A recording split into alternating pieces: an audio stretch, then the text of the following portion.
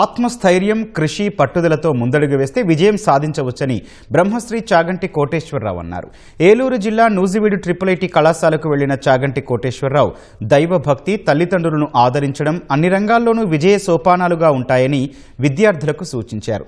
చేసే పనిలో నమ్మకం, నిత్యం కష్టపడే తత్వం ఎప్పటికీ ఓటమి అంచులకు తీసుకురాదన్నారు. చాలా చాలా సంతోషించవలసిన విషయం ఏంటంటే ఇక్కడ బాలుర కన్నా కూడా బాలికలు ఎక్కువగా ఉండడం, విశేషించి ఈ మధ్య కాలంలో బాలుర యొక్క వసతి గృహాలు కూడా బాలికలకి ఇవ్వవలసినంత మంది చేరడం, అంత బాగా చదువుకోవడం, అంత క్రమశిక్షణతో వాళ్ళు జీవితంలో వృద్ధిలోకి రావడం మనందరం కూడా ఎంతో సంతోషించదగ్గ విషయం.